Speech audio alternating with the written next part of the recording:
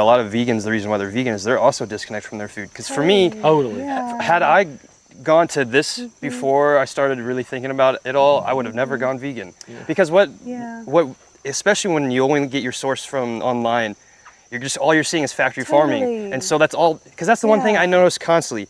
For the last 3 years, I mean, the last 5 years, because I was vegan 2.5 years ago, anytime people share online, it's always factory farming. They never talk about this. On the vegan front, and so that's what I also try to push is to where once you actually see what they're doing, the thing that just makes me irate is this notion that farmers abuse their animals and just don't care about them, and that could not be further from the truth. First of all, it's an investment. I mean, solid, straight up. Any farmer that's doing it this way, this is a huge commitment, you know, of time and energy and money. Well, I'll say this too with veganism. I mean, I admire intentionality. And so I think that vegans are actually one of our target customers, ironically. I agree with that. Because I think once they learn about agriculture, and that's what we encourage at Hickory Nut Gap, is to dig in and learn. And we want to just be open book about what we do. Because we don't have all the answers. We're still learning too.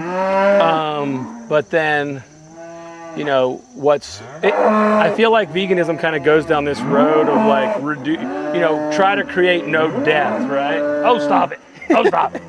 We're talking. We're having a conversation. You're interrupting.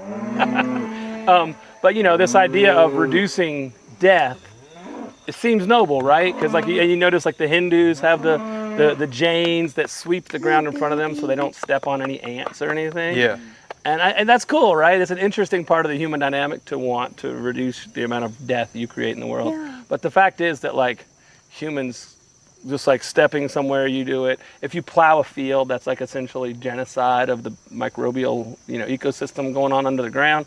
And so in some ways, building life is actually the work, right? Because we know there's going to be death involved. That's just part of the cycle of humanity. But the more life we can create, the more abundance we create, the more we are winning, essentially. And so to me, if your goal is to create more life, then rotationally grazing cattle and building soil health and building soil life and increasing biodiversity in the landscape, like eat grass-fed burger is the best way to fulfill your vegan ideal. This reminds me, so the first time, I used to be vegan for 2.5 years. Sure. And then a year later, whenever I started learning about agriculture and realized I was wrong about it all, the first thing I did was actually go to the processing day for chickens. And so I got to do exactly this. And it was awesome. And I remember actually having that fresh bird with my friend afterwards. So good. We grilled that out, and I realized that I've never had it. Nothing ever, because I was 27.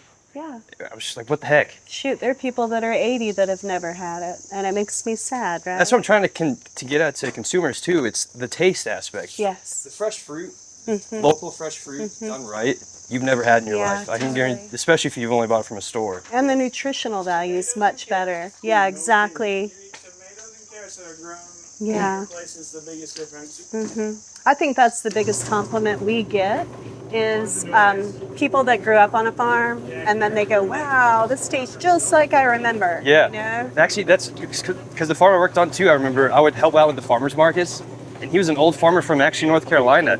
He would always rave about the collard greens that we would sell. And so he would always make sure to come to ours in the winter just to get collards.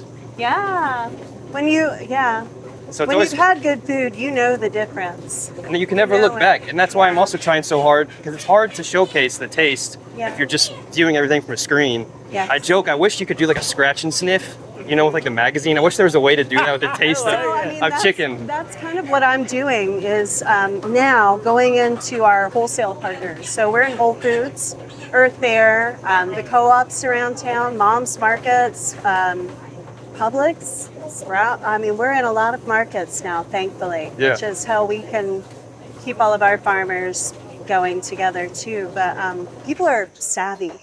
They are savvy, and I cook and serve up our ground beef, our new salamis, and when they taste it, they recognize instantly.